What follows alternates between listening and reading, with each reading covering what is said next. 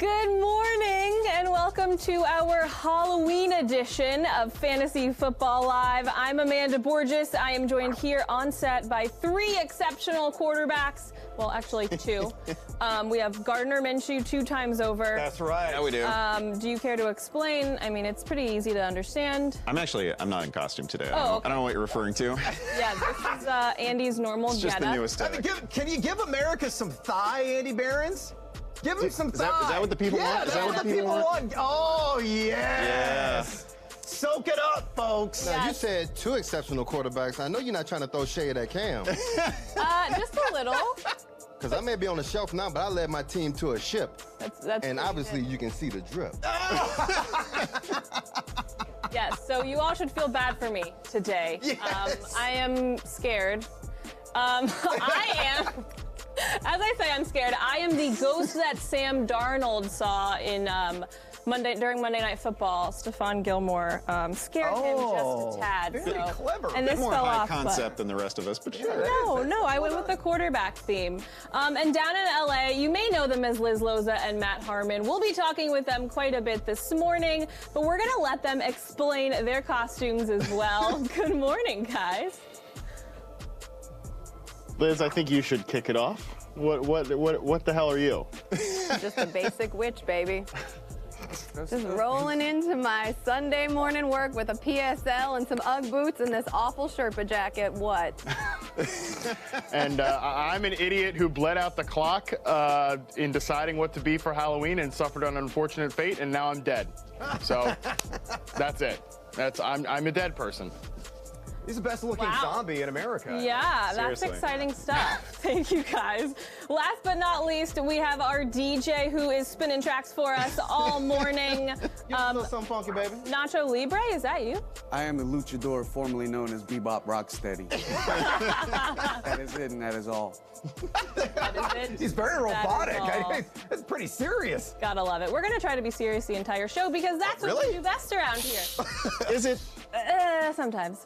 All right, as the inactive lists start trickling in, let's check and see who's in and who's out. Keenan Allen tweaked his hamstring this week, but it seems the Chargers wide receiver will give it a go against the Bears. Matt Ryan's run of 181 consecutive starts ends today. The Falcons QB is out with an ankle injury.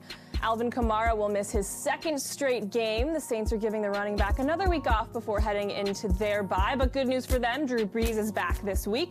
The Cardinals running back David Johnson will be inactive today and on Thursday against the 49ers, and that is according to Adam Schefter. Now, remember, this show is all about you, so get your roster questions answered on social media by hitting up at Yahoo Fantasy on Twitter using the hashtag AskFFL, or you can call in. The number is 877-FFL-GURU, and we'll get to as many calls as we can. All right, it is time now to select our Fantasy Terminators of the Week. This is presented by Terminator Dark Fate, which hits theaters November 1st. Now, these are players who are under 25% started this week, but they're destined to take down the competition with a big performance. So, Tank, you're up first. Well, I'm going with David Montgomery. Now, Whoa! Listen. Now, Matt Nagy said that he's not an idiot, that people know that he needs to run the ball. Now, we know Pace is an idiot for drafting Mr. Trubisky Correct. over Patrick Mahomes. I mean, the and jury's Deshaun still Watson. out. Jury's still out.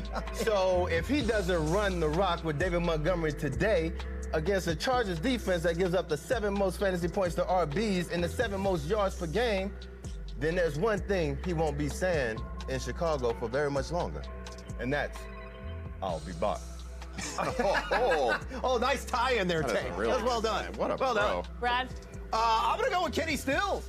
I love him this week. Look at the matchup. It's Oakland, for crying out loud. Garyon Connolly was so terrible, they jettisoned him out of town via trade. And Stills right now going to be filling those shoes of Will Fuller, a guy that, saw a ton of action in the slot. Kenny Stills' lineup there 66.1% of the time. Fuller was netting 7 targets per contest. So he's going to, take that role over. He's number 1 in yards per target at 15.4 among all eligible wide receivers. And you're going to get Joyner, you're going to get Worley in that secondary combined for the Raiders, giving up a 103.8 passer rating, 1.33 yards per snap. Bank on it, fools! Kenny Stills goes for at least 80 yards and a touchdown. I think he's going to be a top 20 fantasy wideout this week. It looks like a mongoose is twerking on your upper lip. Yeah. That is wow. That is one hell of a raccoon right there just resting under my nose. Andy. Oh, hello. I am going to go Ryan Tannehill. Yes, that's right. I'm going Ryan Tannehill. Takes some guts to do this, I suppose, but you look what he's done over the last 2 weeks. He's completing 80% of his throws. Just went for 300 yards, a couple of touchdowns, and he gets a matchup this week against the Miami Dolphins. Miami on the season, the only defense in the league allowing over 300 passing yards per game, 304.5. They give up 7.7 yards per pass attempt on the year. Man, Tannehill found a little something last week with Corey Davis, with A.J. Brown. I think he's going to go off this week. I can see 330 and 3 touchdowns. Yes. Very nice. Big. Thank you, guys. Be sure to catch Terminator Dark Fate in theaters November 1st, and you can keep up with all the latest from the movie by following @Terminator on social media. And speaking of social media, let's get a look at our channels and see what sort of problems you guys have. Liz and Matt, who needs your assistance today? I mean, it's week 8, so if your lineup isn't dead, then I don't know. You've done the right thing, I guess. But a lot of people out there need help. Christina asked us, Liz. They need some magic, would you say, Matt? Oh, well, I don't know if you need magic to play Kenny Stills over Julian Edelman, but that is the way I'm going to go to the answer with this question. I'm with Brad. I think he gets over 80 yards, a touchdown against that Raider secondary. And Edelman, look, the Browns should have their secondary a little bit more healthy coming back this week. No lies detected in that. I love Kenny Stills. I agree with all of Brad's points, and he was even my Friday forecast, so in. Perfect. All right, second question we have from Jomar. Hello from Panama. Well, that's my best friend's middle name, by the way. I love this. Really? Oh, there you go. Well, Standard League, Jimmy G, Gardner Minshew, and then DK Metcalf or Alshon Jeffrey. Let's tackle the quarterback question first. I mean, we've got 2 Minshews on the set in Sunnyvale. I think that's a sign. I'm going with Minshew. I don't like the matchup for Jimmy G against Carolina, especially Carolina coming back from a bye. And Metcalf or Jeffrey, to me, if I look at the Philadelphia Eagles locker room right now, it's basically an episode of The Real Housewives of Philadelphia. I ain't messing with any of that nonsense. Give me DK Metcalf versus a college-level defense that Atlanta is putting on the field right now.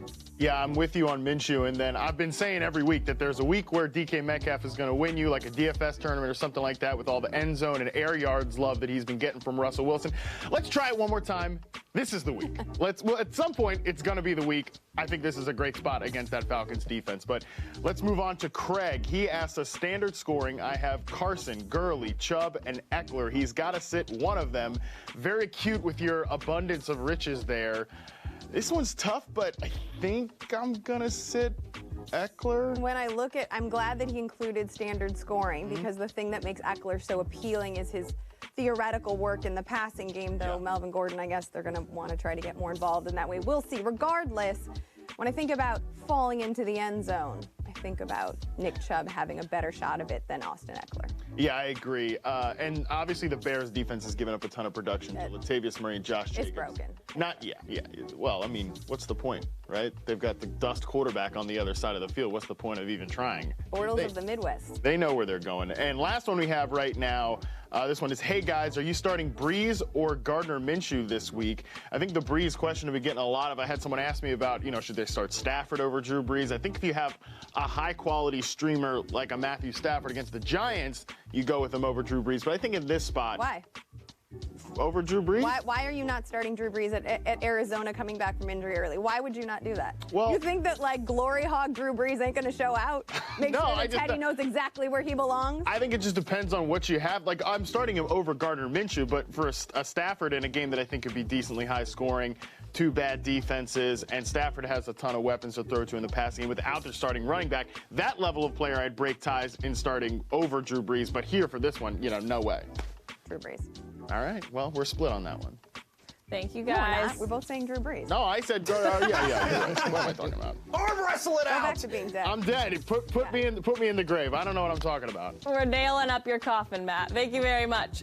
Our first quick slant of the day is the Sunday night affair between the Green Bay Packers facing the Patrick Mahomes-less Kansas City Chiefs. Aaron Rodgers is coming off one of his best performances last week, and the Packers are 6-1 despite missing Devontae Adams. Now, on the flip side, the Chiefs are forced to play without their star QB, who's dealing with a knee injury. So we'll put 90 seconds on the clock. Do Matt Moore and the Chiefs have a chance at all to squeak this one out? No. Bears, I want to start with you first here. Let's focus, though, on the other side of the ball here, and Aaron Rodgers off a historic fantasy performance against those repulsive Raiders. Now a more formidable foe. Kansas City off their best defensive performance of the season against the Denver Broncos.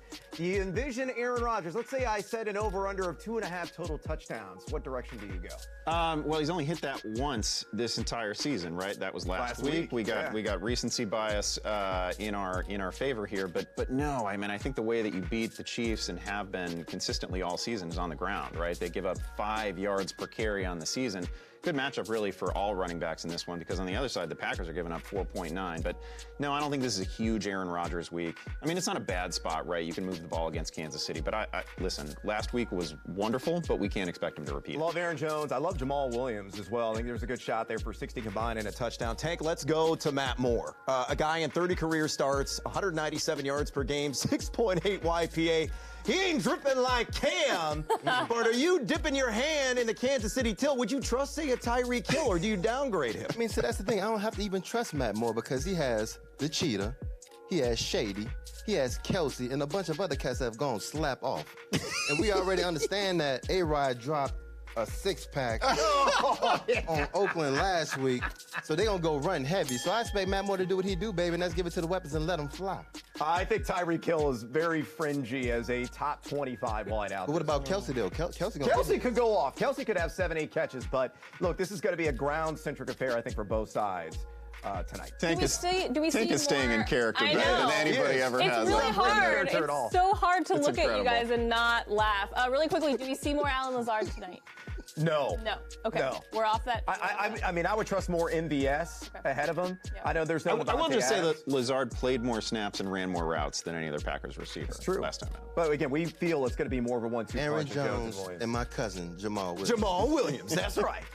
Goodness gracious. All right, thank you very much, guys. Time now for Off Their Game. Now, these are players who are more than 50% owned in Yahoo leagues, but our experts don't think they'll be very great this week.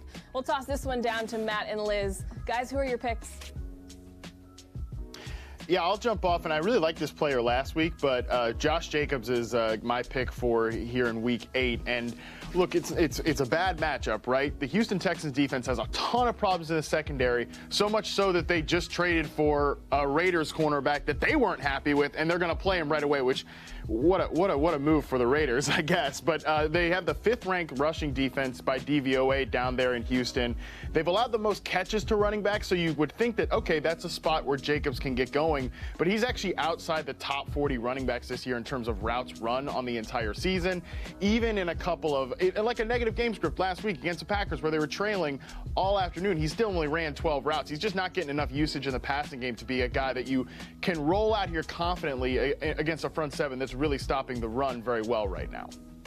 Sure. I agree with Matt. I think Josh Jacobs is a great off-your-player pick. I am going to go with another running back. It's Phillip Lindsay. And no, it's not just because Royce Freeman found the end zone last week and Lindsay was held to just 32 total yards. It's because Darius Leonard is a difference maker for the Colts defense. I mean, he stiff-armed Kenny Stills back to New Orleans in Week 7. I think Leonard is going to set the tone. Look at Houston's backfield. They had 40-some yards apiece last week. I think it's going to be a tough matchup. This is hard to, I know Phillip Lindsay had been on a tear, but this is not a bounce-back spot for him. Kenny Stills catching a stray in a big spot there. I mean, I just loved him up. You can't let anyone's ego get too big. Thank you, guys. Now, normally at this time, we get into our shootout or shut down segment where our experts look at the highs and lows from a Vegas line perspective, and we'll still do that. But now we're going to focus on 2 games that'll be impacted by weather today. So we'll begin where Tank was just last week, and that's Buffalo as the Bills host the Eagles. Yeah, no, we got some tumultuous weather out there for sure. It is a wind tunnel right now in Orchard Park. There's a wind advisory out according to the National Weather Service. It's going to be persistent throughout the entire game. Howard Eskin took some video. He does radio work for the Philadelphia Eagles pregame, and you can see the flags on top of the stadium just whipping like crazy. There's been intermittent rain as well, sometimes heavy at times. So according to the National Weather Service, you're going to have winds sustained between 25 to 35 miles per hour. What does that mean? Steady, constant, consistent winds. And you're seeing that right there on this heat map provided by the National Weather Service. You can see right there at the eastern edge of the lake there, of Lake Erie, is Buffalo. And that's where the colors start to pop because of that wind speed. But more importantly, too, we're going to show the next graphic here. Those are the peak wind gusts expected, and you see those bright, vivid red, orange, yellow colors right around Buffalo and Orchard Park. So going to the last graphic, this puts it into a line graph perspective on a timeline. So the game kicks off at 1 p.m. Eastern time. You could see that peak gusts expected at 2 p.m. Eastern time with a projected peak gust of over 50 miles per hour. So those are tropical storm force winds impacting western New York. So what do we do here, Barons? Do you have to downgrade Josh Allen? Do you have to downgrade John Brown? The total in Vegas has gone from 43 down to 40. You going to give us the traffic or no? Just the Just the weather. I love playing weather, Brad. I get to use my degree for once. So there you go. Those are handsome maps right there. That's Yes. good. Yeah, you got to downgrade everybody is the short version of this. You got to take the kickers out of your lineup entirely. If you were starting them, you feel pretty good about the defenses. I would love to put together a theory whereby high winds make Josh Allen more accurate, but I mean this is just not good for any player involved in this game. Yeah, I moved John Brown all the way down outside my wide receiver 2 class. He's more of a back-end wide receiver 3, but yeah, it should be. Man, he was going to be a top 10 receiver this week, too. It's just unfortunate. It's brutal. Yeah, it is. Rough winds and conditions there. We also have weather in Foxborough, and Tank, I'm going to get your perspective on this because you played in some rainstorms during your day. We're going to pull up the radar there in Foxborough in that game with the Cleveland Browns here. Oh, it's just a mess of green. Just scattered all over the place with some yellows in there and some embedded oranges. Those are the heavier forms of rain that are going to be impacting this game really from start to finish. So there could be some pooling on the field there at Gillette Stadium. Used to pooling. I know you're used to. I mean, there's so much drip right now. I mean, good Lord, have mercy, just wring you out. So what do we do here? Let's say if you're a Tom Brady enthusiast, maybe an Odell Beckham person, knowing already the matchup was daunting to begin with, and now you have to deal with these conditions. Well, you do what you was going to do anyway, baby. You know the Browns going to get that head smacked by the Pats. Now, maybe one of those things where you expect the Tommy boy to maybe go off the Julian a little bit more because Josh Gordon and all those other cats on the shelf, but all they're going to do is feed Sonny Michel and he don't get his rocks off, baby. So that's what you do. You feed Sonny Michel, you let that defense do what they do against Shake and Bake, which is nothing, and then the Pats going to go ahead and smack that head. Fantasy with flavor from Cam/Tank there. I'm with you. Sonny Michel, another multi-TD game in the offing. Meanwhile, for the Cleveland Browns, the only player that I would even remotely entertain right now is Nick Chubb, based on volume alone. I agree. He don't get his head bust, too. Yep, that's it. Well, we're going to let Tank oil up. I think you got to get some lotion on your legs. Girl, I stay with that shine, baby. I stay with that shine. We are going to step away for just a minute, but when we come back, we're getting saucy as if we weren't already. Need some of the lotion? Stay tuned. You good over there? I need a little bit right there.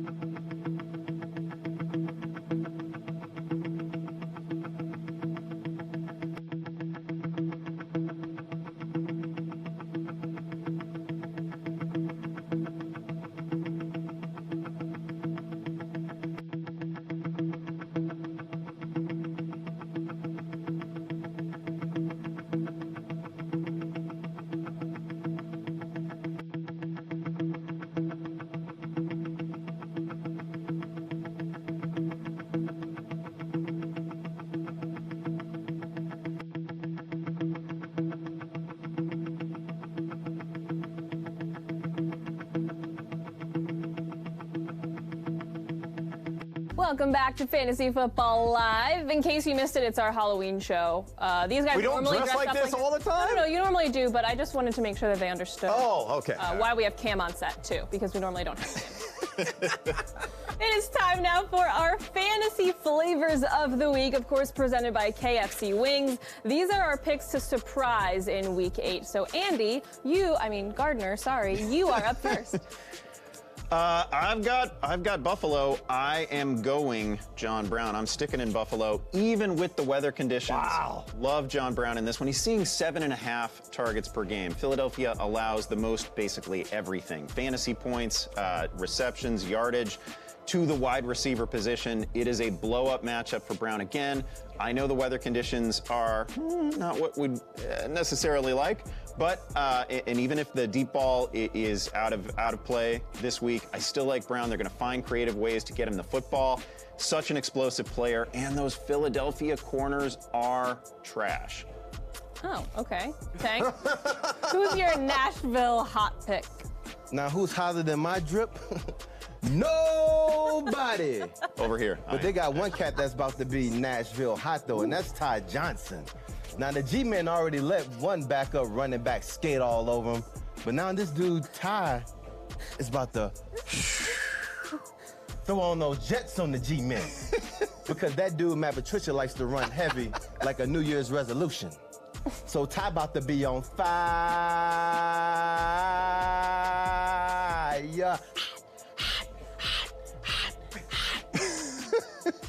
Brad, would you like to try and... That is a tough act to follow. I'm going to tell you that right now. I should be talking about a guy that is Nashville hot because he plays in Tennessee, but I'm going to go with a little bit different flavor, and I'm going to talk up A.J. Brown, who's going to be finger-licking good for fantasy purposes today. The reason being it's Tampa Bay.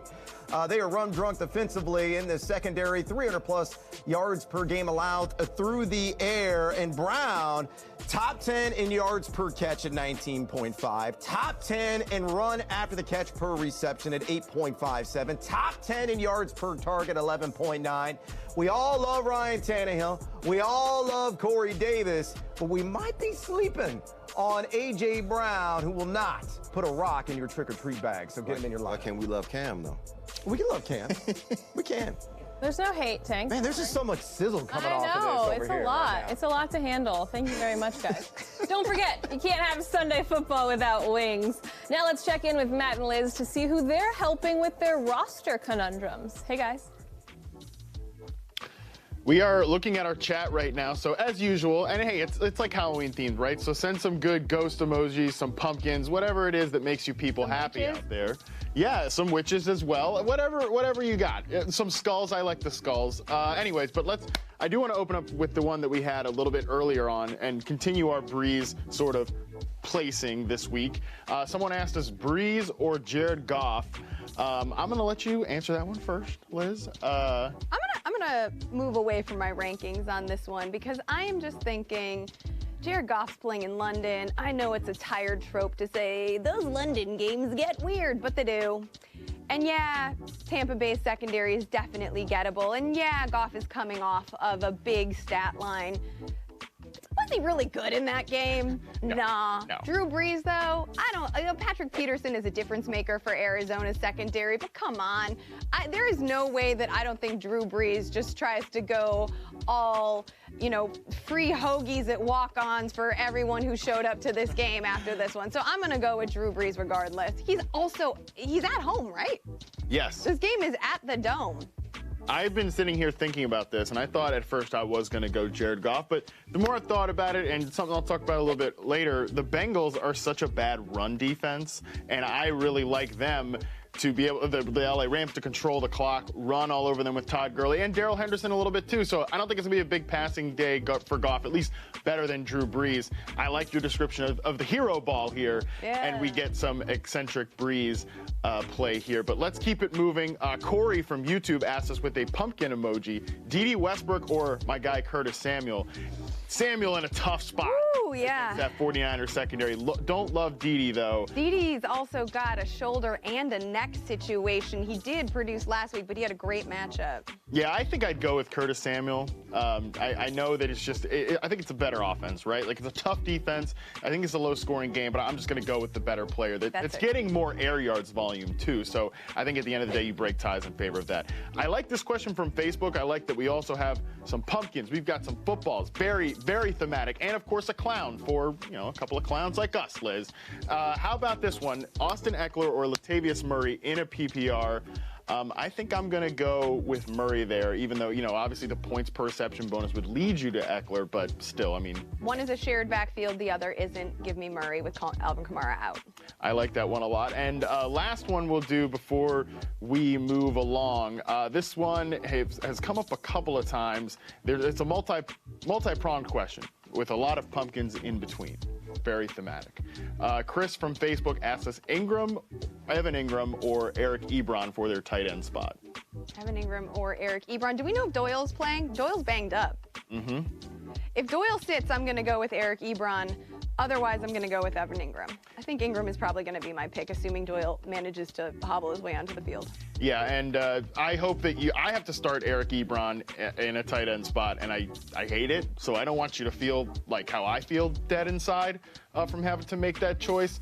And then their second part of their question is Chase Edmonds or James White. And Chase Edmonds is in a bad spot, but I'm still going Chase Edmonds. I'm not. I'm going to go with James White. Brad just talked about the weather conditions, and also James White is getting so many looks in the red area of the field that you have to imagine one of those is going to turn over eventually. New Orleans defense is different with Sheldon Rankins back in the lineup. I'll talk about that a little bit later. I'm not buying into the Chase Edmonds hype. There we go. Well, hopefully you feel a little bit better after we've helped you with your little lineup questions. Thank you, guys. Time now for our first over-under. We start in Kansas City with the aforementioned Packers-Chiefs duel. Now, as we mentioned earlier, Rodgers is on fire, winning the NFC Offensive Player of the Week honor in Week 5 and Week 7. So going up against a banged-up Chiefs team, will Rodgers go over or under 2.5 passing touchdowns tonight? Andy? To borrow a phrase from my friend Tank, recency bias is a hell of a drug. Yes. No, I don't think it happens this week. It's only happened one time all season. You look at Kansas City on the year, they allow only 6.9 yards per pass attempt. It's not a stellar matchup. As Brad suggested earlier, the matchup here for Green Bay is going to be on the ground. Kansas City gives up 5 yards per carry. I think it's a good day for Rodgers, maybe a couple of touchdowns, but not 3. Brad? Yeah, I rubber stamp exactly what Andy said there. I'm taking the under as well. Only one quarterback's done this against Kansas City this year. That was Matthew Stafford, who's quietly having a career year in multiple categories. But Aaron Rodgers going to get back to that Michael Scott role where he's more of a game manager than the cock-locked and loaded quarterback that we saw last week, just really gunning down the opposition. So I think it's going to be a heavy dose of Aaron Jones. It's going to be a heavy dose of Jamal Williams, and the Green Bay defense as well will ascend in this one. So I'll say 2 passing touchdowns, maybe 250 yards. That's about it for Aaron Rodgers. So yes, I'm under. Matt, do we have a sweep?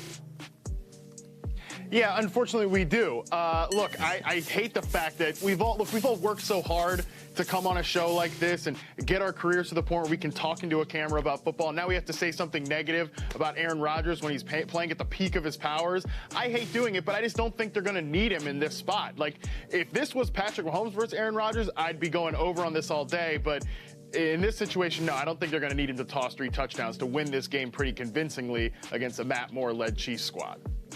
All right, thank you very much. Let's get to another quick slant. This time we're talking Arizona heading east to face New Orleans. The Saints announced yesterday that Drew Brees will start for the first time in 5 weeks since his thumb surgery on his throwing hand. So that changes things a little bit today. Let's put 90 seconds on the clock. And Matt and Liz, I know you just talked about this, but why don't you break this one down for us?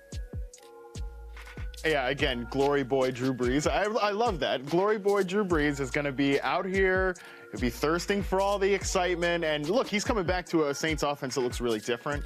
A lot of players are injured. One matchup that I am watching on that side of the field, because I know you want to hit on the Cardinals offense, I really want to see Patrick Peterson against Michael Thomas. Michael Thomas has been the steady metronome at the wide receiver position this year. He's had a great floor, has still accessed that ceiling even without Drew Brees because they don't really have anything else going on in that passing game. I want to see those two square off because is Peterson still a guy that we are totally scared of? The Cardinals are not going to trade him. They're going to keep him on the team. And I think he could be a difference maker down the line as he plays more snaps in this defense. But that's a matchup I really want to watch in this game. Yeah, so obviously we talked about Alvin Kamara and Latavius Murray being an RB1 with Kamara out, but in Arizona we touched briefly on the last chat/social section about Chase Edmonds being in for David Johnson, and I know he's coming off of this massive game, but the matchup is so different because the New Orleans run defense has been stout. Over the past 4 weeks with Rankins back on the field, the Saints run defense has held opposing running backs to an average of 47 rushing yards per contest, and Zeke was one of those running backs, so they haven't all been tomato cans. Leonard Fournette was one of those 4 games too. But here's the thing about, and I don't think a lot of people are talking about this, the secondary in New Orleans is a mess. P.J. Williams is suspended. Patrick Robinson is probably out. He's got a hammy situation. Eli Apple hyperextended his knee. To me, this is a Christian Kirk bounce-back spot. You've seen Larry Fitzgerald's numbers dip a little bit as the season has continued. I think Kirk could have a big opportunity, assuming health and a full snap count. Love that call. Thank you, guys. It's time for some play calling, so we'll hit up our phone lines to get to your questions. Remember, the number to call is 877-FFL-GURU. First up, we have Keith in Atlanta. Good morning, Keith. What's your question? Hey, guys. How you doing? We're great. Never better. How are you? Listen, I got a crazy question. I don't know if you ever been asked a question like this. I have Patrick Mahomes and Lamar Jackson on my roster. I can only roster 2 quarterbacks. Should I drop either one of them, Patrick Mahomes or Lamar Jackson, to pick up an active quarterback, or just take an L for this week? I'm 5-2. If I lose, I'll be 5-3, still in the mix. What would you guys do?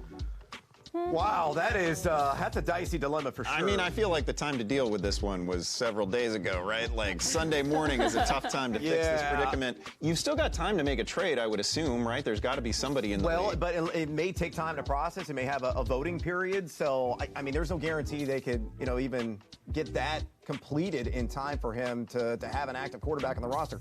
My personal feeling is, Patrick Mahomes' fantasy playoff schedule isn't the greatest to begin with, right? You get New England in week 14 in particular. I'm going to be rolling with Lamar Jackson pretty much every single week moving forward. Even if Mahomes returns next week, I would personally drop Mahomes. I pick up a quarterback because there is no way that I'm going to take an L, because that could inevitably be the difference of you getting in the playoffs or missing them entirely. And that's why you only talked about throwing the ball over those mountains and not in the NFL like me. Now, we all about winning the war, not the battle. So I'll go ahead and take that L for this week and hold on to those 2 studs so you can have both of those cats at your disposal when you beating everybody head in for the rest of the game. These are just not droppable players. I can't do it. We ain't dropping nothing, Doc. It's too bad he doesn't have an IR spot, because that would be perfect, because you move Mahomes to IR, then you free up a bench spot to pick up a Ryan Tannehill. But again, if it's possible, I'm working really hard to make a trade right now. I'm not bothering to call this show. I'm working the wires. If you can get it done in time. Next up, we have Dave in Wisconsin. Good morning, Dave. How can we help? Hello, all. My question, it's a half-point PPR, and it's Brandon Cooks or Kenny Stills. Oh, well, I mean, what's the theme of the show here, Tank? It's been Kenny Stills, right? Gotta be Stills. Yeah, man. They got too many people to throw to. The Rams got too many people to throw to. I mean, you got Cooper Kupp, you got Robert Woods, you got Brandon Cooks. You never know who to go to, but I understand that man, DeAndre Hopkins, is going to go off today, but Kenny Stills going to be right up there. Oh, and they playing against the Raiders? Did you just hear us talk about how A-Rod hit him with that 6-pack last week? 5 tubs in the air, 1 tub on the ground? You better get some of that action. That's right. Yeah, every time he does the 6-pack thing, I think in the drinking game at home. I was just going to say that. That's what I was just going to say. Chug. Oh, hey, y'all going to be drinking it in all show, baby. All right, well, with that, there's another break for us, so sit tight. We've got a Minshew Mania edition of Fantasy Court on the other side. You don't want to miss this, I promise you.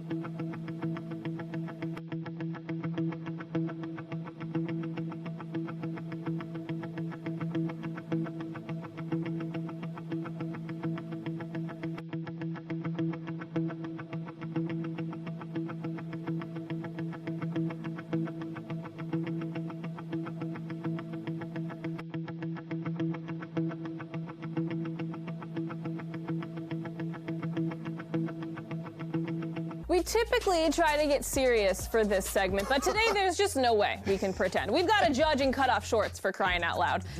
He is trying to work out your problems despite his lack of pants below the knee. Let's hand it over to Gardner Andrew Barron's Minshew the fourth. Goodness gracious.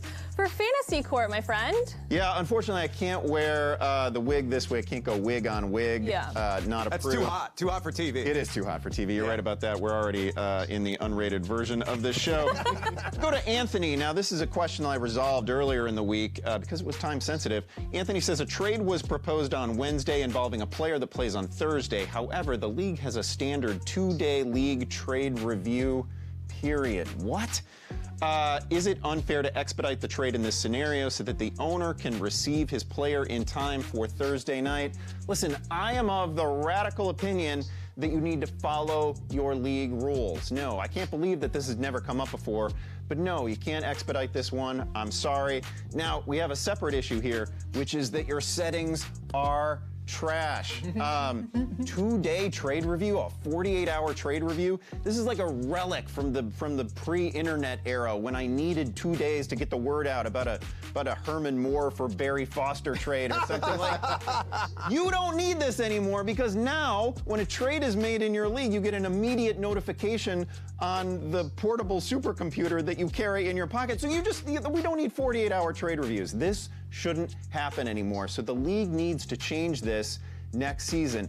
Again, my ideal is a tyrant of a commissioner who just approves these things as long as they are not collusive in any way. So I hate your settings. In this case, the deal can't go through until Friday, but next year, you got to change this thing. Yeah.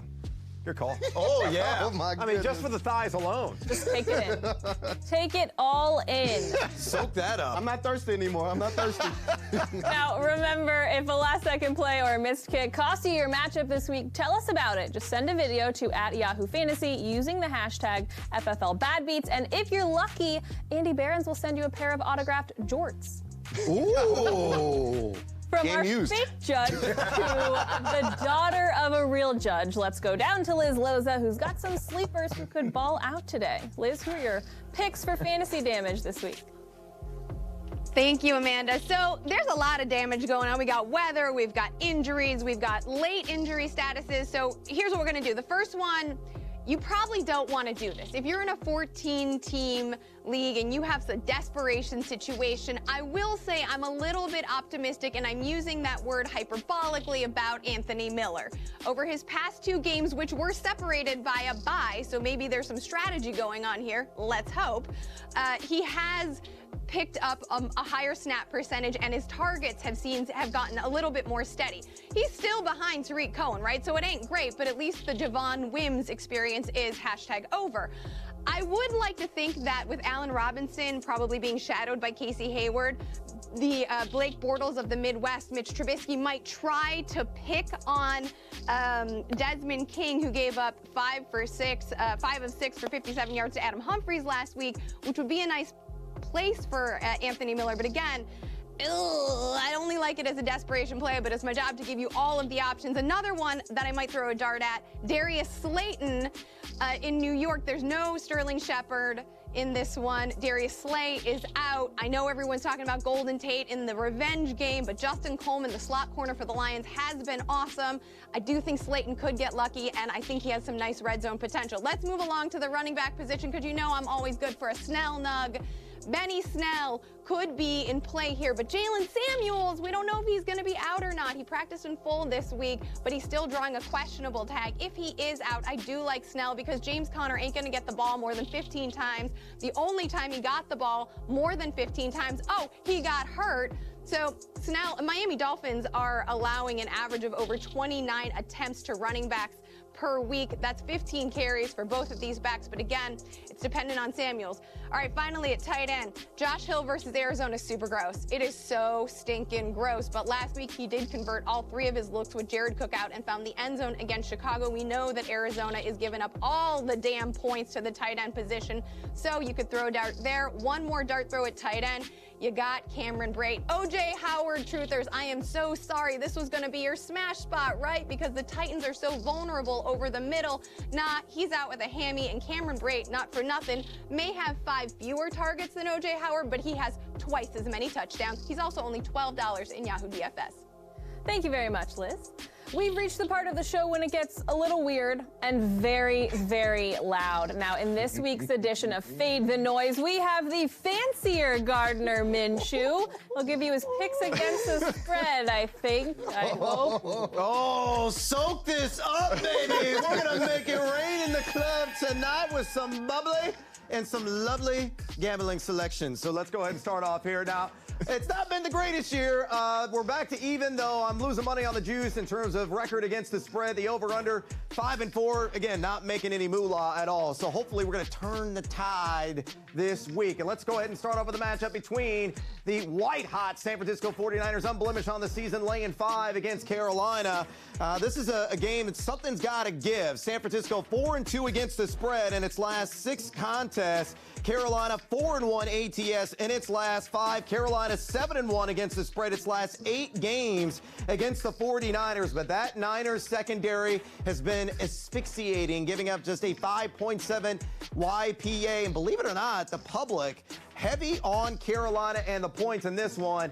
I'm actually going to take San Francisco minus the 5, with only 38% of the public spread tickets right now on the boys in the gold and red. Moving on to our next matchup, Green Bay and Kansas City are the primetime lights. Of course, we talked about Matt Moore and his impact, which is likely going to be negative. Probably going to be a very conservative scheme, maybe more Damian Williams, LaShawn McCoy, Darrell Williams in this one.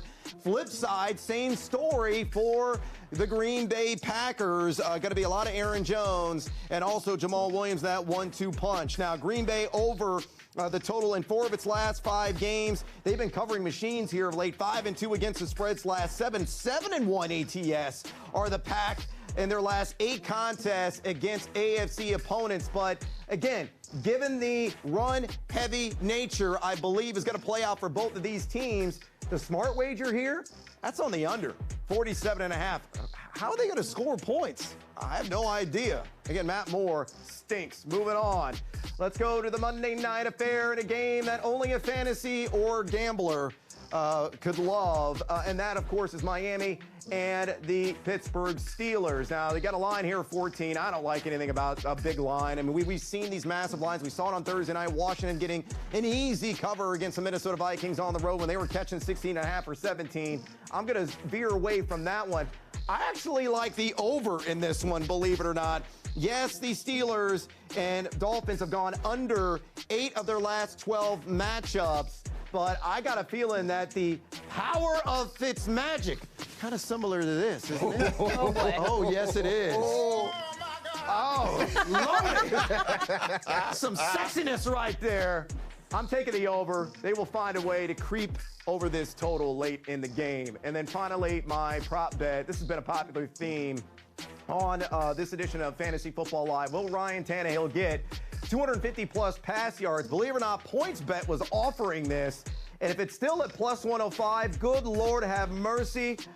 Do whatever is necessary. Take out a second mortgage. Smash every piggy bank imaginable and take the over on this. We've given you the data. Tampa Bay, 7.7 pass yards per attempt allowed. They're also giving up 318.5 pass yards per game through the air. The 5th most fantasy points in Tanny has been unloading downfield. 10-plus YPA, completed 80% of his attempts. 250 yards? That's it? He may blow this out of the water by 70 or more. That is entirely on the table. Now go out and make it rain $100 bills. Back to you. Goodness gracious. All right, it's time now to make our confident choices presented by State Farm. Our experts will provide some insurance for fantasy owners and name players who are must-start material. So we'll kick it down to LA for Liz and Matt's picks first. Liz, why don't you lead this one off? I mean, this is not going to be a surprise, but Leonard Fournette's usage makes him a confident start every week. I get that the Jets are better against the run than they are against the pass, but when you have a running back who's touching the ball 30 times a damn week, I mean, you are probably going to do just fine. In fact, Leonard Fournette hasn't had a game over the past month in which he hasn't touched the ball at least 26 times. I love that kind of volume.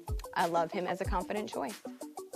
I think that's a great call, and my running back is a guy that you haven't really always been able to be confident in this year because, of course, things have changed with Todd Gurley, considering his injury situation, considering his usage has been a little bit up and down, very volatile all year. But he has a great matchup against the Bengals this week, who are allowing 4.9 yards per carry to running backs and 10 yards per catch to running backs as well, the second most receiving yards to running backs. I think that's just a prime matchup where you can feel confident in him. It was pretty comforting that last week, coming off an injury absence, he has 19 touches and 8 carries in the red zone, 5 inside the 10-yard line. I think he can feel really confident in both just his overall rushing equity and the goal line equity in a game that I think the Rams will be able to control and run the ball a lot against the Bengals. All right, Andy, who's your pick?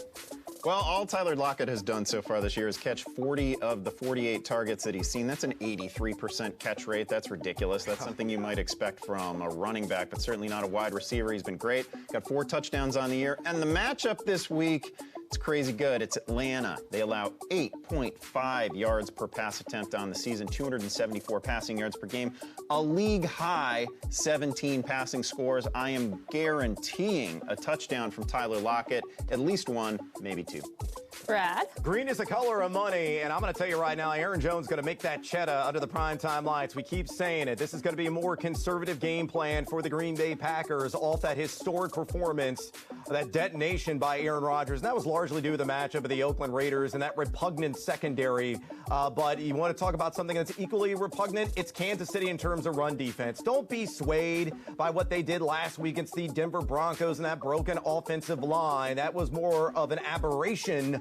This week, I think Aaron Jones is going to go for at least 100 combined yards. Could be a multi-TD game. He will work in perfect synchronicity with his tag team partner there in Jamal Williams. We have basically guaranteed a 7-touchdown game for Aaron Rodgers on this show, haven't we? Yeah, exactly. All right, well, thank you for making your confident choices with some help from State Farm. We've got to take another break, but when we come back, we'll go over or under on a rookie Detroit Lions running back. Stay with us.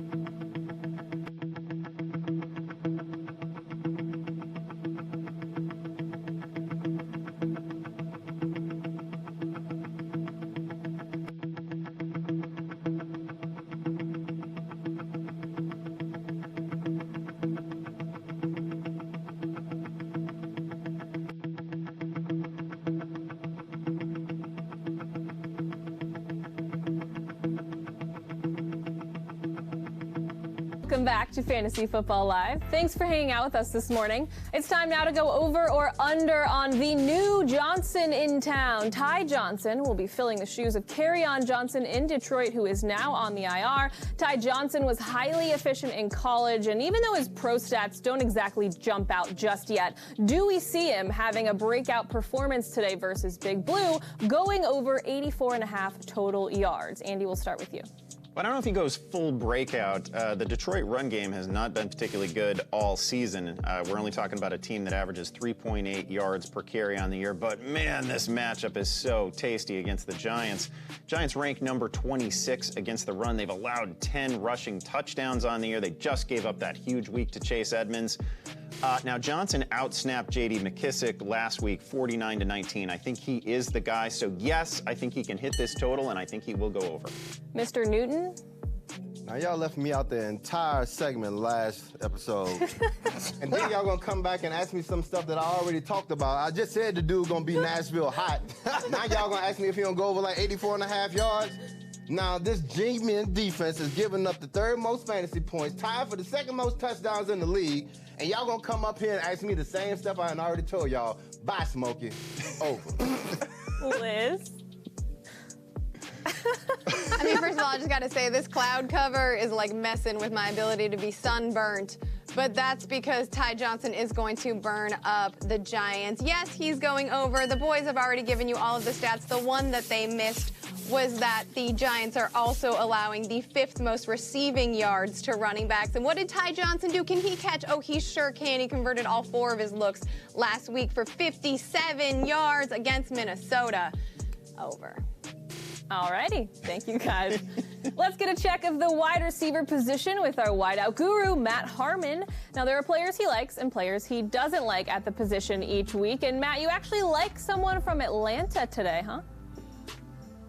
Yeah, I'll be holding up this sign all day considering I'm going to play a wide receiver that's catching passes from Matt Schaub in 2019. But what can I say? I really like Calvin Ridley this week. Number one, he's obviously a great talent, okay? In reception perception, the methodology I use to chart wide receivers, he was a total baller in year one. He's a pristine route runner, separates consistently, and I think it's getting a little undersold what a huge boost this is for his volume, considering that Mohamed Sanu is now out of town. Sanu actually ran more routes than both Julio Jones and Calvin Ridley so far this season. Of course, he's been the healthiest of the three so far, not really on the injury report like the other guys, but I still think that's a big difference maker. And also, another great reason that Ridley is getting a boost this week, he can now move into the slot a little bit more, considering that that was Sanu's only really primary position where he can function. Ridley can move all over the field, and the Seahawks are number 2 in passer rating and deep yards allowed when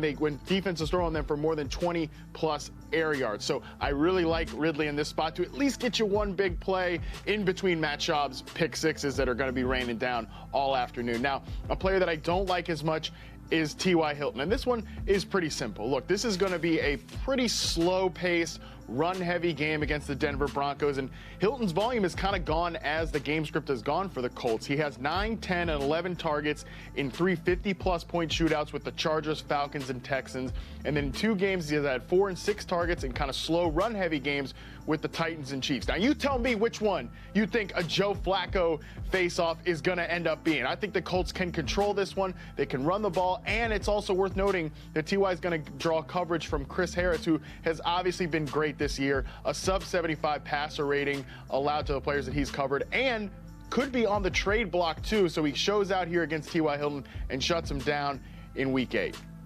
So I put Hilton in my DFS lineup, and I think I'm going to make that change after this. Okay, thank you, Matt. Too late, cheating.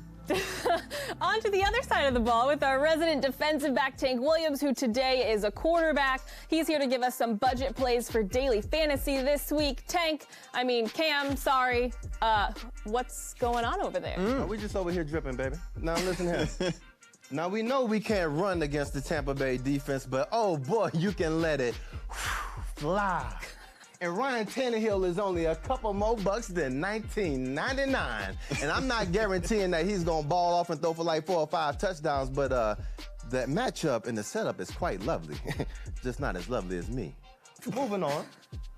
At running back, we got Ty Johnson. We've been talking about this dude all morning. So just remember what I said, because I said it. And he's 13 bucks. Moving on to wide receiver. Larry Fitzgerald. Ooh. Now, Noise, who plays in the slot for the Saints? Right now, Patrick Robinson more than P.J. Williams. And if P.J. Williams was starting and he always get honey roasted, what we think Fitz gonna do to Patrick Robinson? Well, P.J. stands for Apollo Junk, so put 2 and 2 together. And he's only 17 bucks. Moving on.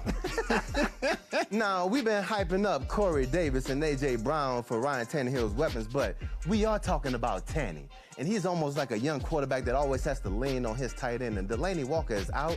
And what sounds more like a comfortable blanket than Janu? He's only 10 bucks. Better get you some of that action. Next one. Give me my slide.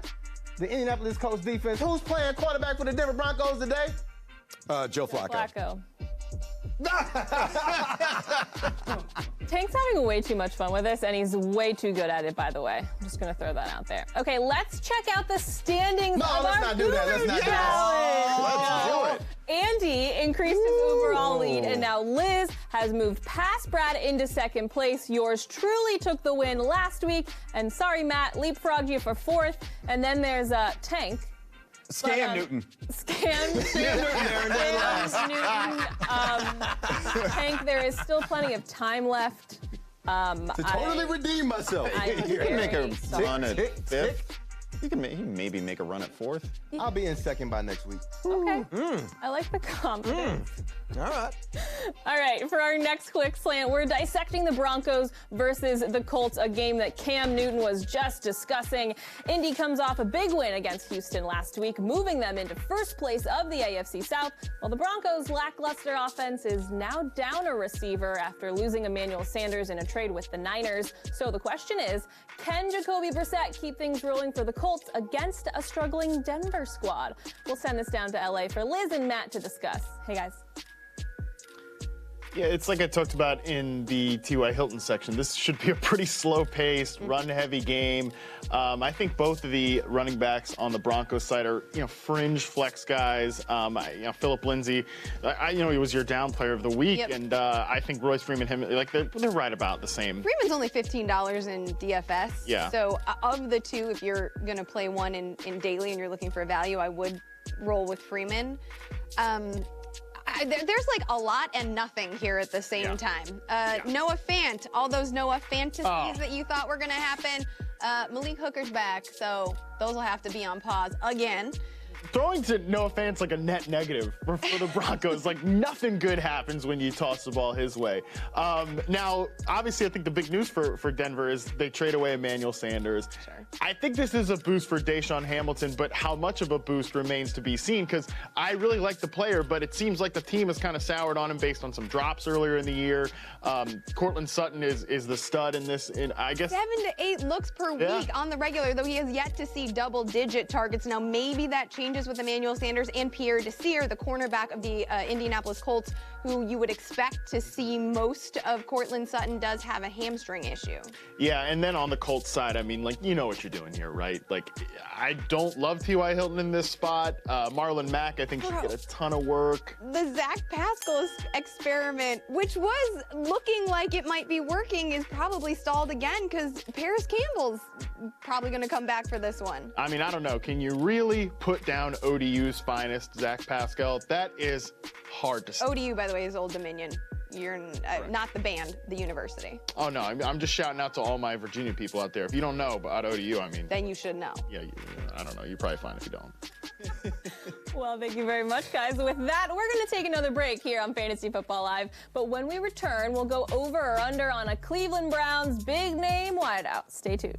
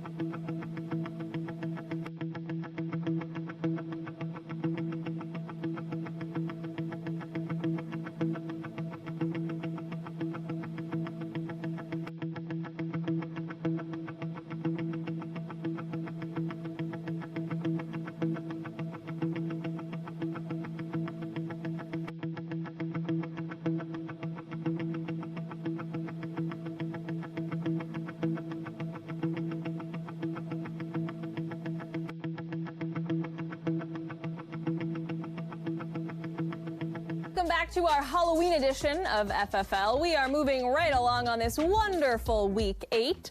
Let's check in with Liz and Matt once again as they keep track of all things social. Hey guys, what's going on down there? Yeah, we have a running back question here off the top, and it's got a bunch of players that we talked about. We've got Todd Gurley, Chase Edmonds, or Philip Lindsay. I think we're both going Gurley here. Yeah. This is a great spot for Gurley. It's a great spot for Gurley, and then the second one between Lindsay and Edmonds. I'll be honest. I'm waffling here on this one. So I'm going to go with Chase Edmonds.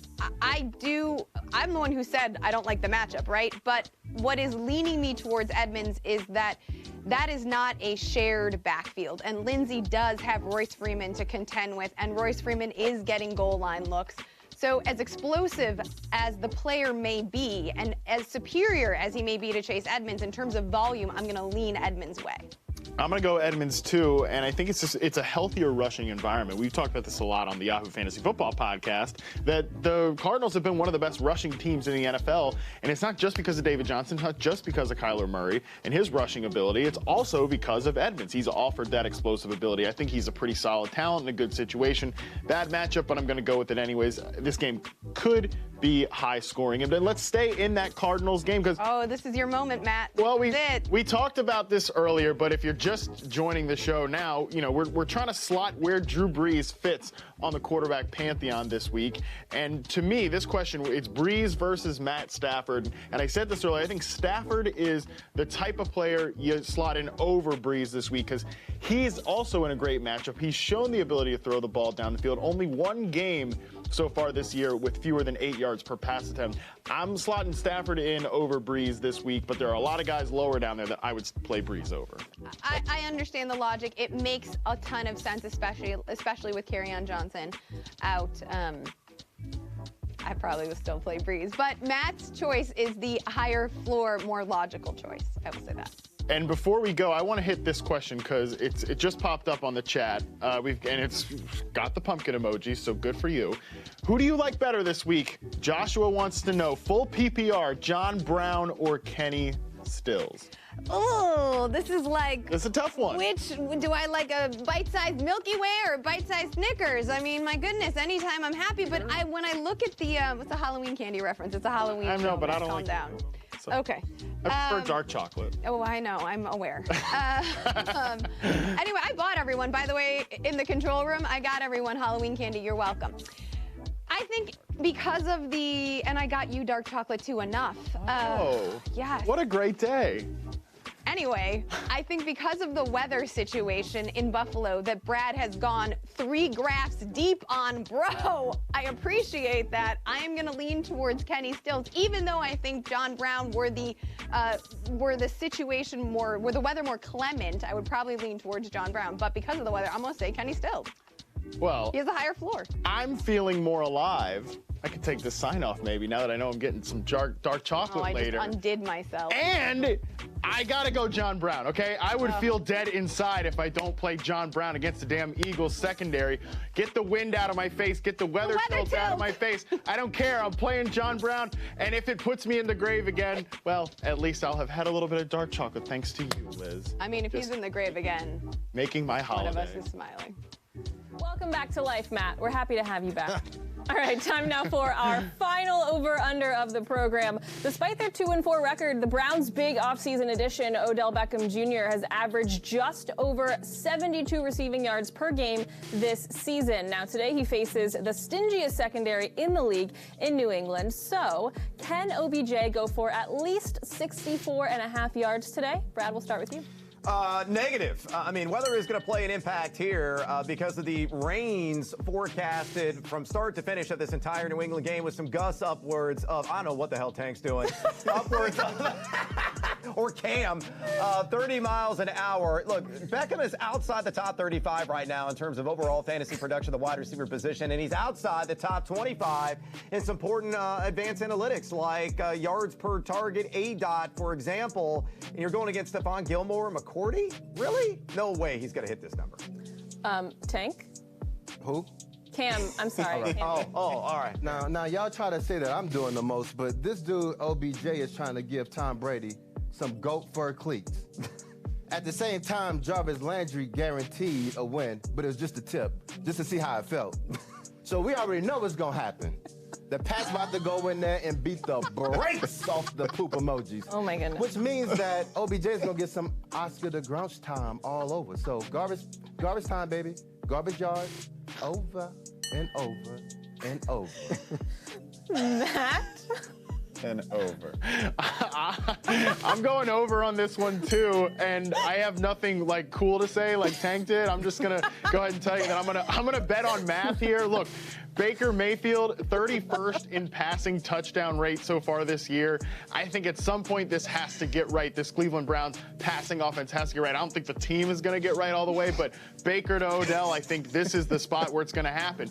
We're going to start to see some progression here. We're going to see some regression to the mean with Baker's touchdown rate. I think Baker hits Odell in the end zone this week and gets you some extra yardage on top.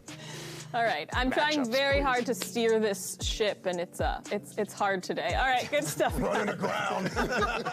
We talked earlier about the Packers-Chiefs game, and when we talked about all the fantasy ramifications that we did care about, that was real. But now we're going to kick it down to Matt and Liz as they discuss what they just don't care about in the Sunday night matchup. Guys? It's ironic that it's the Chiefs that is the team that is playing the Packers this week, because my don't care is similar to something that I said for the Chiefs many, many weeks. And now it applies to the Packers now that we have Rodgers, in fuego, in peak form. And I don't care about getting, shocking, I'm sorry people, but I don't care about getting your Packers start-sit questions right with these wide receivers, because it's Aaron Rodgers in peak form. In this offense, I think it's all coming together. And for that reason, you can play all these goofballs. You can play, if Al Lazard's going to run routes, go for it. If MVS is going to be out there, sure, why the hell not? Geronimo Allison is kind of a dust ball, but I think you can still play him because Aaron Rodgers is peaking right now. And for that reason, I don't care about breaking ties between what about this guy? Where do I slot this Packers wide receiver to this one? Play all of them, because Rodgers is great in this spot right now. So I'm going to look at I don't care about the Chiefs wide receivers. Yeah. Don't play any of them. Yeah. Opposite of that, because Matt Moore ain't Aaron Rodgers. Matt likes to use this word dust ball. Well, Tyreek Hill can get off with the dust ball. This is quoting Matt, like Matt Moore under center. Travis Kelce, let's remember about, I know everyone's like, oh no, Travis Kelce's just the tight end 3 on the season. First of all, maybe that's why you don't draft a tight end 10th overall. Just saying. Also, he has produced 1,000+ yard seasons during Alex Smith's reign in Kansas City. That was a thing in 2017 with Tyreek Hill also on the team. Kelce led the Chiefs in targets. He averaged over 5.5 catches and 69 yards per contest. I think he probably finds the end zone in this one. Matt Moore's got to check down a little bit more. Also, I do care that I have to care about Shady McCoy in this one, who's like an RB 25, 26 range. Listen, Matt, you can run against Green Bay. So, Shady's part of the mix, and he does seem to be the Chiefs' RB1 in this situation. 75 yards and a touchdown for Darrell Williams now incoming, since you said that. Gross. And one thing I'll say I do care about before we get off of this matchup, I do care about reminding people as much as I can that Chiefs starting quarterback Matt Moore was a scout for the Dolphins back at Kyler Murray's pro day. So, that's what we're talking about here. We're talking about a guy who was basically ready to give up the dream, head into the front office for the great Miami Dolphins franchise, now starting games for the Chiefs. Life comes at you at an accelerated pace. Thank you very much, guys. Now, something we always care about around here is helping out our viewers, and that's why Andy and Tank have made their way over to the touch screen to make to help you guys make your picks, and we're showing lots of skin today. Woo! Hello, gentlemen. Yeah, who thought this was the right combo for make your pick? This is a great one right away. We got nothing but good options here. It's from Papa Puddles. Papa Puddles. He's about that drip life. To half PPR, there's no way we're saying no to Kenny Stills. Hey, whenever I go to a steak restaurant, I order still water. Yeah, that is definitely. Ooh, I unchecked it. It's all you. We got to go Kenny Stills here. Now, for me, this is going to be DK Metcalf at Atlanta. Doing the leg lifts, okay. This is going to be DK Metcalf. The Falcons, again, they allow 8.5 yards per attempt. They've been getting on the honey season. roasted all year, baby. That they have. That's an easy one. Moving on to Nathan Goodchild. Needs one quarterback and one flex. This is Well, we know unusual one combo. bum that we're not going to pick since my team playing against him today. Ooh, this is, yeah, we can't go Jimmy. It hasn't been great so far for Jimmy. It's a wonderful season for the team. Rough year for his fantasy investors. I know Darnold is coming off that terrible game. Yeah, but I would rather see Ghost than see Jimmy G in my lineup. Yeah, fully agree with that. Okay. Darnold, by the way, the upcoming schedule for him is unbelievable. If you can go get him, you need help at the quarterback position, that's a good call. Zach Ertz coming off basically a nothing burger, or Jamal Williams. My cousin. Yeah, okay, I can agree with that. I like Jamal today against the Chiefs. Again, the Chiefs allowing 5 yards per carry. All you do is run against the Chiefs, season. baby. Yep. George, you know I'm not going to say no to George Kittle. This is from Nick. He needs 2 in a flex. It's a full PPR Who do you think will league. look better than a pair of Jorts, you or Kittle? It's tough. It's tough. I mean, in the state of Iowa, we do rock the jorts. I make my own jorts. Gardner made his own jorts. I'm He sure buys George designer. does as well. Yeah. Slight lean to Kittle in the jorts battle. Slight lean to Kittle over Darren Waller in this one. And then, obviously, you got to go Chase Edmonds. He's a full workload running back, and he's good. Last question. Jacob M. He needs 2 in a flex. It's a half PPR. These are good options, too. I like all these options. I'm not going to say no to Kenny Stills. He slides into that Will Fuller role. It's the Raiders. They give up almost 9 yards per pass attempt. That is a first down every time you throw the ball against the Raiders. How many times did we tell y'all about the 6-pack against the Raiders last week? Oh, there it is If again. you haven't drank, Playing the drinking go game at ahead and home. drink some more. That's a drink. And for me, I'm going Austin Eckler here. I think he catches, 8, 9 balls in this one against the Bears. But I If will it's a say PPR, I something, want it. though. My cousin will go off today against the Texans. Hasn't failed to score a touchdown when he plays so far this season, so that's a tough one to pass on. I agree. Well, before this gets out of control, we're going to take a Way break. too late for that. We're not out of A little control late. yet. Don't go anywhere. We've got plenty more roster questions answered for you next.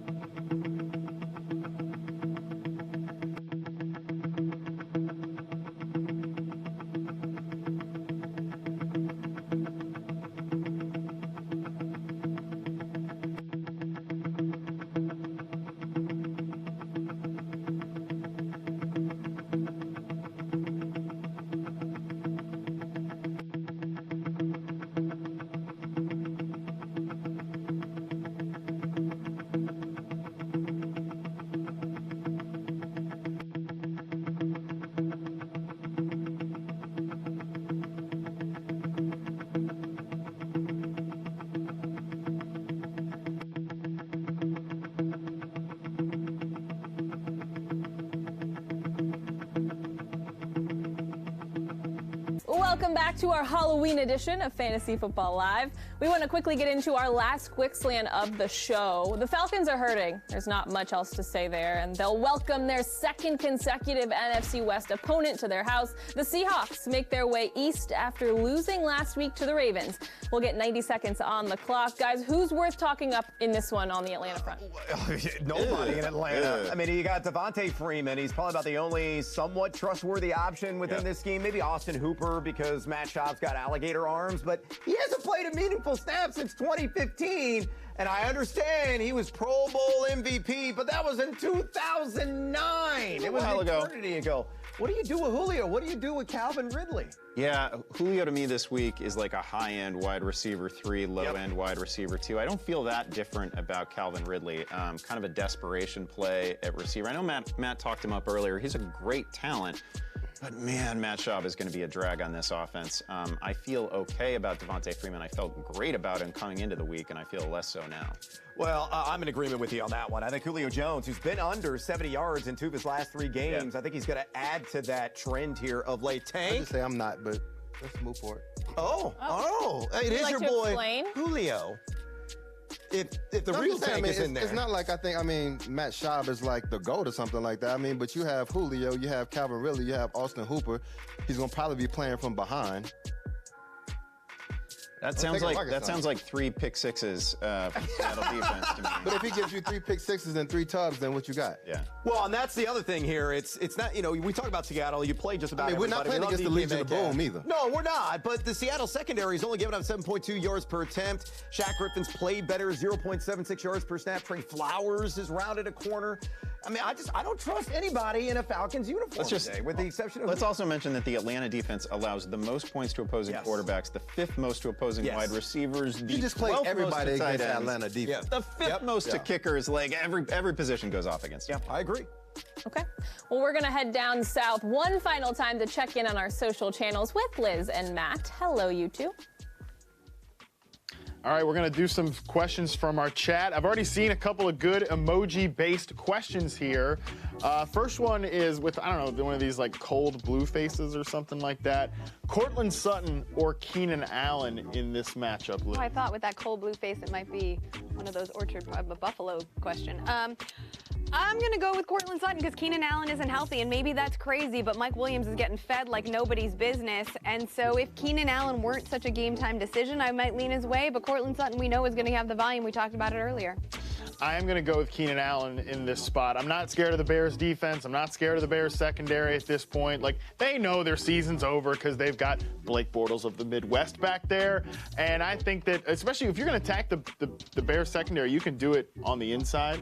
Their better corners are on the outside. So I like Keenan Allen being able to line up in the slot a little bit and get some layup targets. I think he's a safer play over Courtland Sutton, even with the injuries. Now, this one I like a lot. Keith from Facebook asks us, need one of each. Let's stick with Courtland Sutton. You're playing Courtland Sutton over DK Metcalf, right? That's a floor versus a ceiling play. Yeah, I guess so. Yeah, I think I like Metcalf to potentially have a big game, but I think you can trust the volume much more with Courtland Sutton. Now, another kind of fading superstar player, Zach Ertz. Would you play him over Gerald Everett against those Bengals in London? No. You playing Everett? I think I would play Everett. I know London is crazy, but Matt, you were on Dallas Goedert and you were 100% right. And I just don't like anything going on in Philadelphia here. Like, there's some issues in this locker room, and I'm not sure how I feel about any of them, and I'm not sure how these receivers feel about their quarterback. So I'm going to go with a feel-good spot for Gerald Everett. Now, this question, last one we will do. We need 2 in a PPR here. This is an interesting crop of players. One guy we haven't really talked about, but I have to make a ton of lineup decisions with.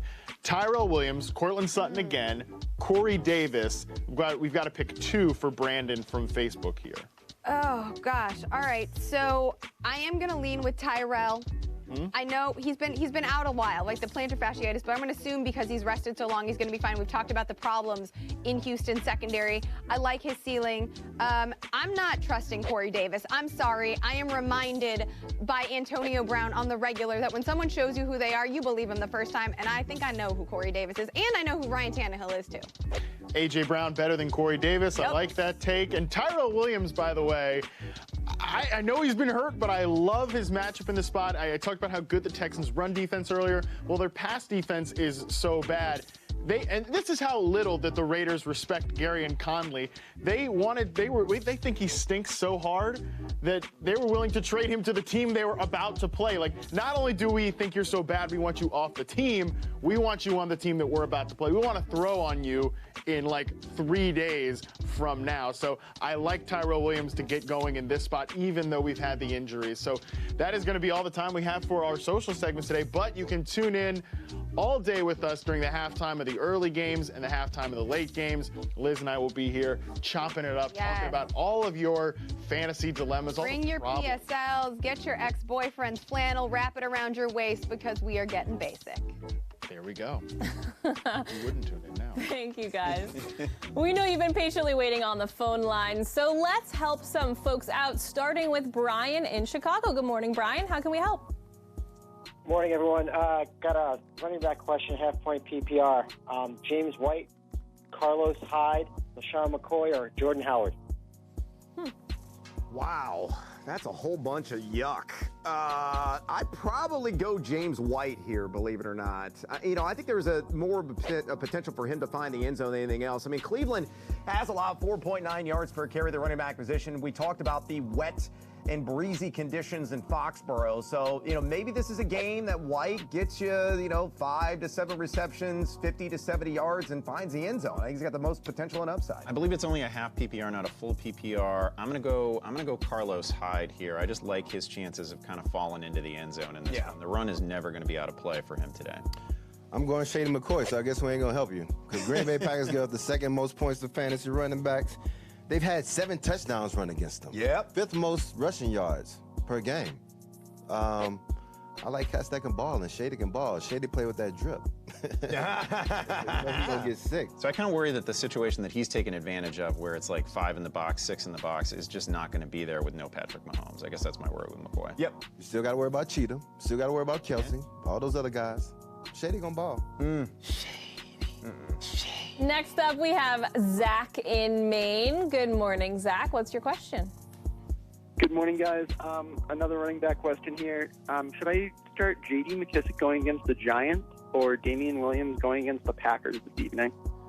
Oh, Lordy. Well, I mean, here's a prime opportunity for Andy Reid to revert to a running game, right? I mean, we haven't seen it all season. He was talking up Damian Williams. Damian Williams was marvelous when he was getting 12 to 15 touches per game late last year. Now, granted, he doesn't have Patrick Mahomes. We just brought up the fact that McCoy and Damian have seen some of the lightest fronts of any running back in the league, according to NFL's next-gen stats. But, I mean, I'm more inclined to kind of go that direction, knowing that Matt Moore is not going to beat the Green Bay Packers. I would as well. This is just like a desperation heave, though, at this point. It's crazy how far Damian Williams has fallen in terms of fantasy value. But I would go Williams here as well. Again, everything we learned about Detroit's running game last week, 49 snaps for Johnson, only 19 for McKissick, dramatically out-touched him. So I just don't think McKissick is going to be a big part of it. Remember what I said about Ty Johnson, because I said it. Damian Williams. Yeah, don't forget. Next up, we have Carl in Germany. Good morning, Carl. How can we help? Good afternoon for me, almost evening. Quarterback dilemma with the weather in Buffalo. I have Josh Allen, Jameis Winston, or Jacoby Brissett. Thanks, guys. Brissett for me. I mean, he's been brilliant. 14-3 touchdown interception split. I know the Broncos have done a really good job in terms of containing the pass, but that's pretty much everybody but Chris Harris. I mean, Harris is a guy that's been great in coverage, but everybody else has been a little bit loosey-goosey at times. And Brissett seems like he's good for 2 touchdowns every single week, though I think you have to expect modest performance in terms of yardage. Given normal weather conditions, I would have said Allen, but yes, I agree with you. It's got to be Brissett. Yeah, got to play it safe. Tank, sweet. Brissett. Bitteschön. All right, time for our final thoughts before kickoff. So what is something that we may have missed, or maybe something we're most looking forward to today? We'll start with Liz and Matt. Hello, guys. Well, I feel like we haven't really talked much about something that many people are calling the Harmon Bowl.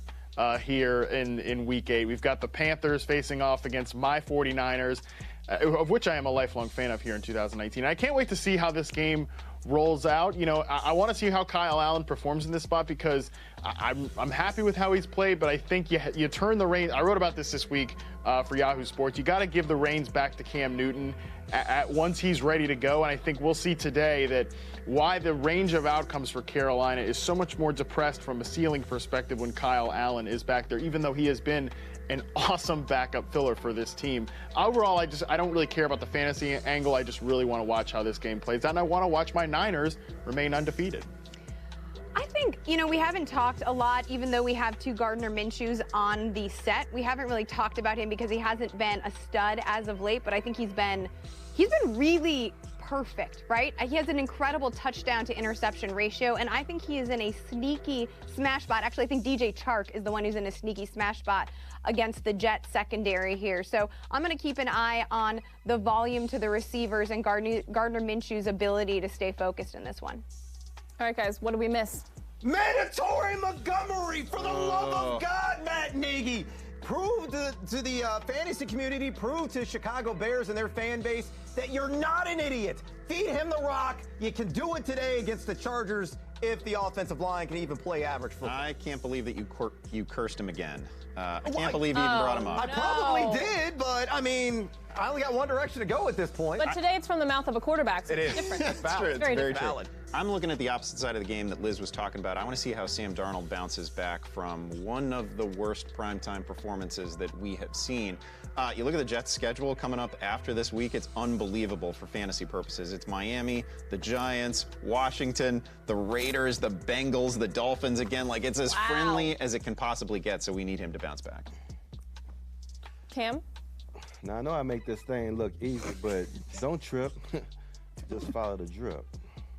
That's it. That's the mic drop moment. Thank you very much, Tank. That's going to do it for our Halloween edition of Fantasy Football Live. Be sure to come back every Sunday, 11:30 a.m. Eastern, 8:30 a.m. Pacific, right here on Yahoo Sports. Have a great day today. Good luck in your fantasy leagues, and happy Halloween. Happy Halloween!